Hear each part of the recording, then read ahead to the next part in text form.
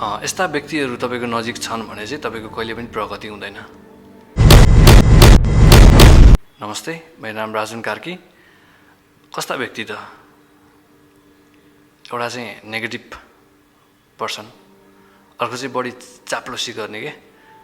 Negative person भनेको तपाईँले हरेक कुराहरू गर्दै हुनुहुन्छ भने यो त हुँदैन,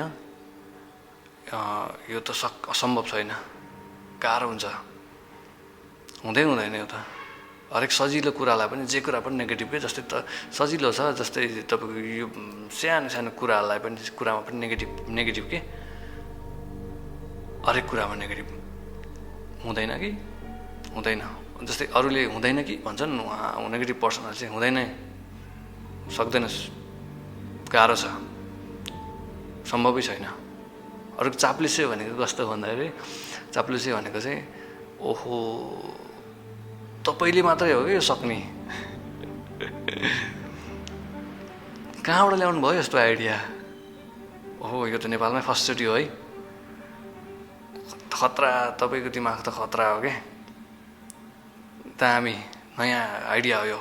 जेमा पनि के चाप्लुसी, बढी चाप्लुसी के, एकदम चाप्लुसी। यो दुईवटा व्यक्तिहरू तपाईँको वरिपरि छन् भने चाहिँ तपाईँको खासै प्रगति हुँदैन होइन। यस्ता व्यक्तिहरू तपाईँको नजिक भयो भने तपाईँलाई के घाटा हुन्छ त नि। एउटा नेगेटिभ मान्छे तपाईँको नजिक भयो भने तपाईँको सबकन्सियस माइन्डमा चाहिँ त्यो पारिदिरहेको हुन्छ कि उनीहरूले चाहिँ हुँदैन कि भन्ने भएपछि तपाईँले बिस्तारै गर्दै जानुहुन्छ। जस्तै बिजनेसको हरेक कुराको एउटा रुल्स हुन्छ क्या, जस्तै स्टेप वाइज बढ्दै जाने होइन। तपाईँ उहाँले नेगेटिभ हालिदिनु भयो भने तपाईँको त्यो अलिअलि तपाईँले भने जस्तो भएन भने पनि हुँदैन कि जस्तो हुन्छ क्या तपाईँलाई चाहिँ।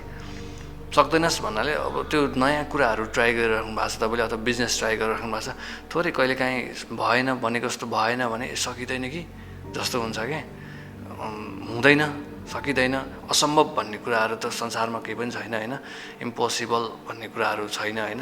हरेक कुराहरू जस्तै बिजुली निकाल्नेदेखि लिएर हरेक कुराहरू, यो माइक पनि निकाल्ने, यो पेनहरू पनि, जति पनि कुराहरू यो बनाउने मान्छेले सम्भवै छैन है। कहाँ लेख्छ, हामीले यो बोल्न कहाँ मिल्छ र भन्ने तरिकाले भयो त कहाँ लेख्छ र भन्ने भएको भए त आज यो बन्थेन होइन। त्यो भएको हुनाले यो नेगेटिभ मान्छेहरू भयो भने त्यस्तो कुराहरू हुन्छ। अनि अझ बढी चाप्लुसे गर्ने मान्छे भयो भने के हुन्छ भने तपाईँले कुनै कुरा एक्सपेक्ट गर्नु भएको छ भने तपाईँलाई हाई एक्सपेक्टेसनमा लैदिन्छन् क्या। जस्तै तपाईँले नै हो यो खतरा गर्ने भन्ने भयो भने त्यो हामीले जुन सोचिएको छ नि, किन भन्दाखेरि बिजनेस चाहिँ यसरी बढ्ने हो नि त, यसरी माथि जाने हो नि त। डाइरेक्ट तपाईँको हाई एक्सपेक्टेसन चाहिँ डाइरेक्ट यसरी माथि पुऱ्याइदिन्छ क्या त्यस्तो मान्छेहरूले क्या। अनि त्यस्तो मान्छेहरूले तपाईँबाट धेरै फाइदाहरू लिइरहेको हुन्छन् होइन। तपाईँलाई फुर्काएर अथवा हरेक कुराहरूबाट तपाईँहरू पैसा निकालिरहेको हुन्छ, तपाईँबाट फाइदा लुटिरहेको हुन्छन् क्या।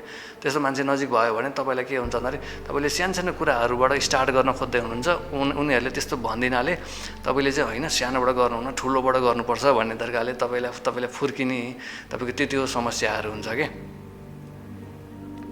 यदि यस्तो मान्छेहरू भएनन् भने तपाईँको जिन्दगीमा के फरक पर्छ त?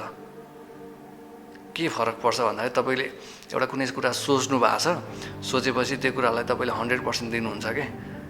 तपाईँले नेगेटिभिटी नै हुँदैन क्या, तपाईँको आसपासमा नेगेटिभिटी नै हुँदैन, तपाईँलाई फुर्काउने मान्छे पनि हुँदैन क्या।